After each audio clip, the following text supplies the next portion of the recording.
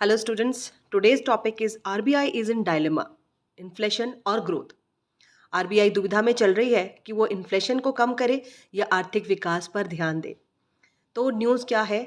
ये जो मैं आपको टॉपिक आज बताने वाली हूँ, ये एक न्यूज़ पर है जो न्यूज़ इकोनॉमिक्स टाइम में भी आया था और बिजनेस स्टैंडर्ड में भी आया था। इस न्यूज़ में कहा गया था कि सीपीआई इन्फ्लेशन और डब्ल्यूपीआई इन्फ्लेशन दोनों बढ़ गया है। सीपीआई इन्फ्लेशन 6.3% बढ़ा है और डब्ल्यूपीआई इन्फ्लेशन 12.9% बढ़ा है। तो इन्फ्लेशन के बढ़ने से दो प्रभाव इसके देखे गए हैं।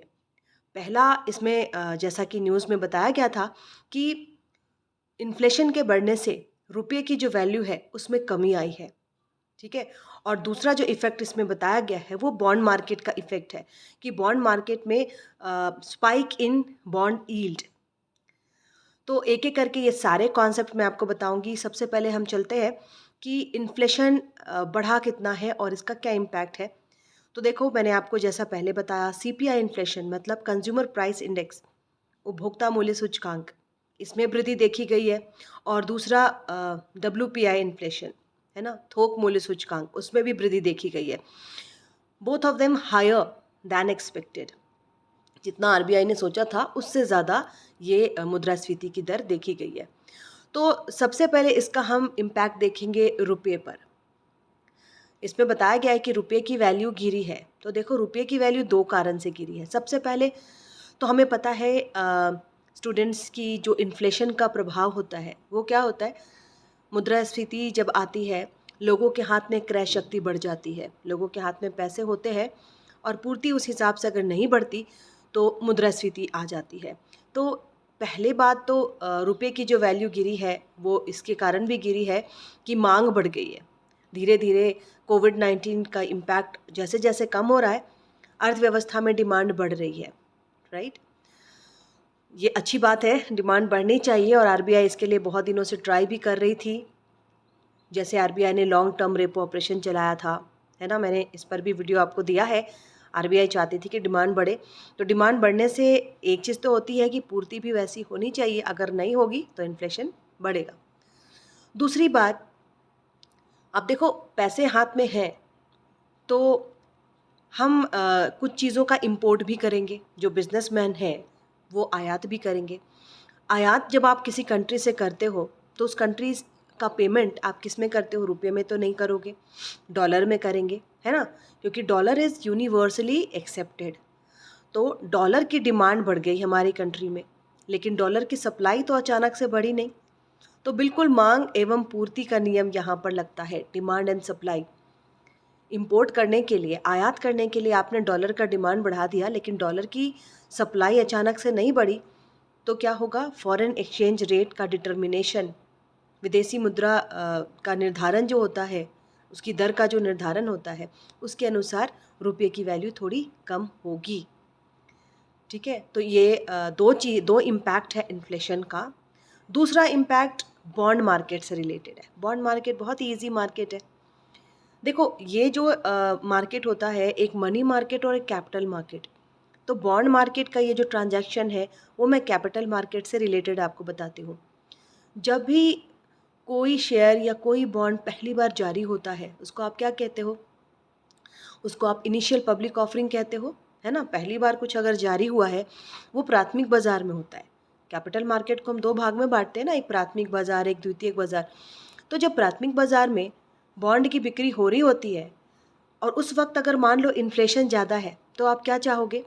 आप तो यही चाहोगे ना कि जो बॉन्ड मैं खरीद रहा हूँ या खरीद रही हूँ उस पर मुझे ज़्यादा से ज़्यादा इंटरेस्ट मिले।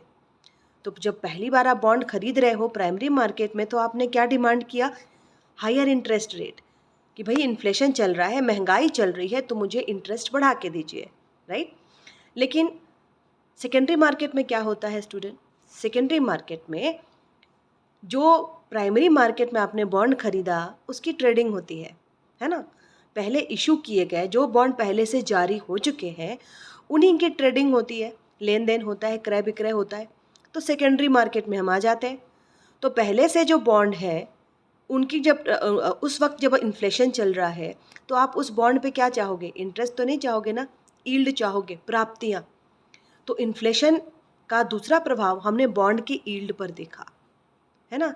इन्फ्लेशन जैसे ही बढ़ा, सेकेंडरी मार्केट में जो बॉन्ड पहले से इशू हो चुके हैं, अब जो बॉन्ड पहले से इशू हो गया है उस पर कूपन रेट तो लिखा जा चुका था कि वो बॉन्ड कितना % इंटरेस्ट देगा। इंटरेस्ट हमने प्राइमरी मार्केट की बात की थी, तो उस पर पहले से कूपन रेट लिखा हुआ है। इन्फ्लेशन बढ़ गया तो आप क्या चाहोगे, अब उनकी जो वैल्यू है वो घट जाएगी, है ना। आप क्या चाहोगे कि भाई मुझे ज़्यादा से ज़्यादा प्राप्ति हो सेकेंडरी मार्केट के जो इश्यूड बॉन्ड है उस पर। तो ये दो चीज़ें हैं, सेकेंडरी मार्केट में बॉन्ड्स आर ट्रेडेड, है ना।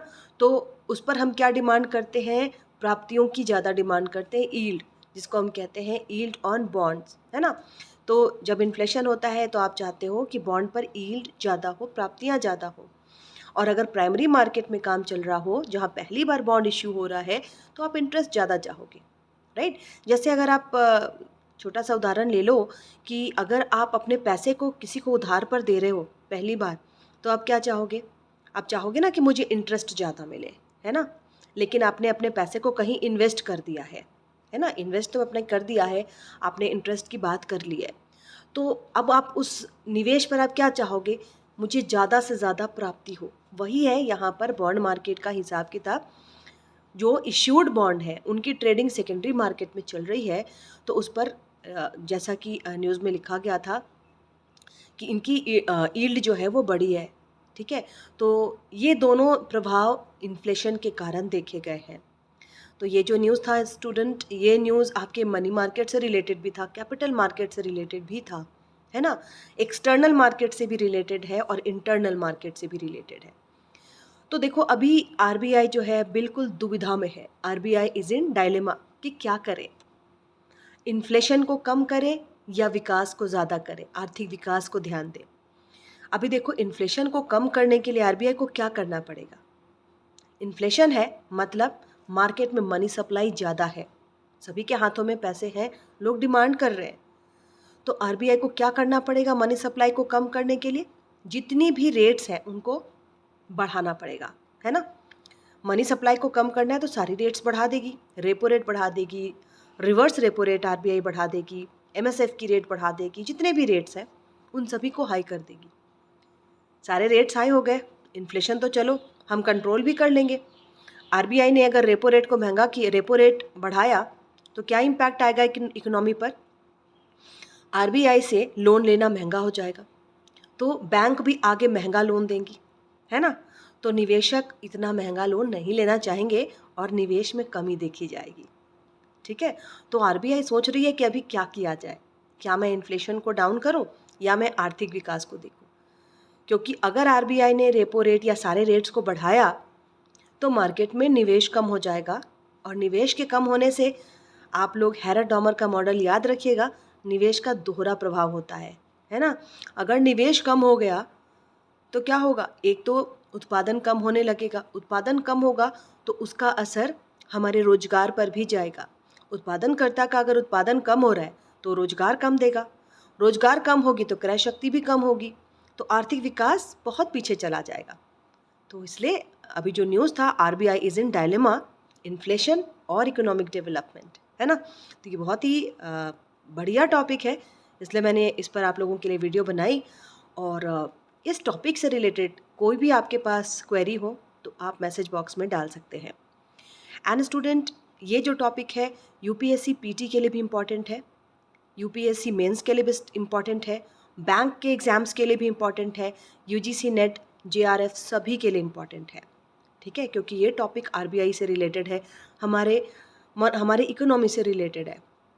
अब देखो स्टूडेंट, जो भी टॉपिक होता है उस टॉपिक पर पहले तो जो मैंने बात की ऑब्जेक्टिव क्वेश्चन, तो ऑब्जेक्टिव क्वेश्चंस में आ जाते हैं कि आरबीआई ने क्या टारगेट फिक्स किया था इन्फ्लेशन का, ये आपको ध्यान देना है। अभी जो सीपीआई इन्फ्लेशन देखा गया 6.3%, डब्ल्यूपीआई देखा गया 12.9%।